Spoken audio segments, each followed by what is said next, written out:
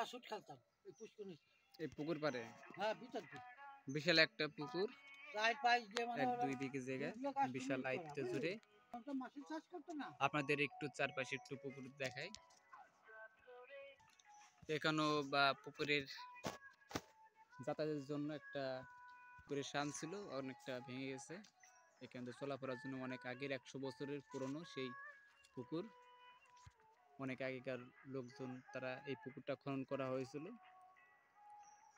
এখানে এই পুকুরে মাছ চাষ করা হয়, অনেক বড় অনেক রকমের মাছ রয়েছে। অনেকটা জুড়ে এরিয়াটা, তিন পাশে তিনটা এটার শান বলে বা সিঁড়ি এখানে নামার জন্য। ওই পাশে একটা, এখানে একটা সিঁড়ি রয়েছে, তিন পাশে তিনটা সিঁড়ি। পুকুরে যাতায়াতের জন্য মানুষ পুকুরে গোসল করে। তার সাথে সাথে এখানে মাছ চাষ করা হয়। 100 বছরের সে পুরনো ঐতিহ্য, সে পুকুর খনন করা হয়েছিল অনেক আগে।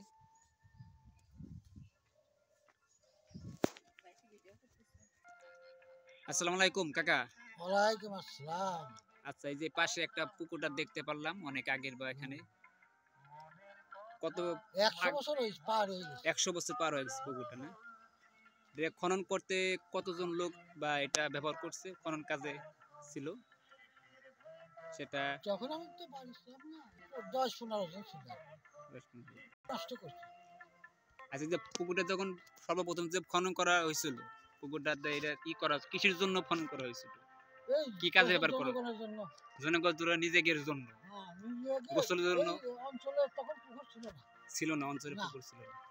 ওই উপরের থেকে ওই যে খগন মাস্টারকে বাদ জ্বালিয়ে ভাড়াটা দিয়ে সব জায়গা থেকে দশের জন্য, নিজেকে জন্য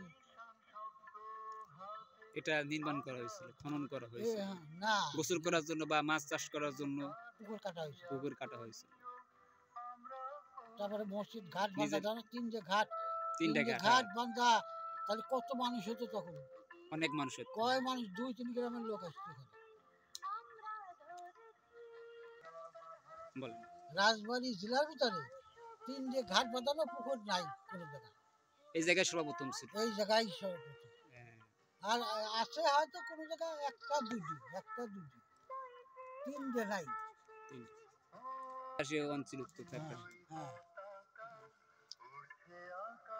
আচ্ছা, কারা এই পুকুরটা নির্মাণ করছিল, এই উদ্যোগ নিয়েছিল এত বড় একটা পুকুর? ওসিমউদ্দিন সর্দার আর অনেকে ছিলেন। এই পুকুরটা তারা নির্মাণ করেছিল, খনন করেছিল, তখন পুকুরটা কাটাইছিল।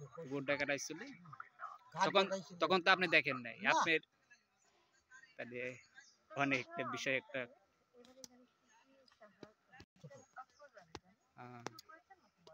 আচ্ছা, ঠিক আছে।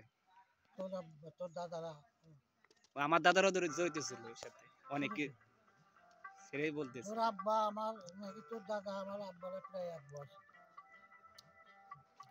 অনেকে জানে বা দেখছে বা তারা ছোট ছিল, সেটাই বলতেছে। আমার বয়স ছিল 73 বছর। আপনার বয়স 73 বছর? আমি তো কিছুই দেখিনি।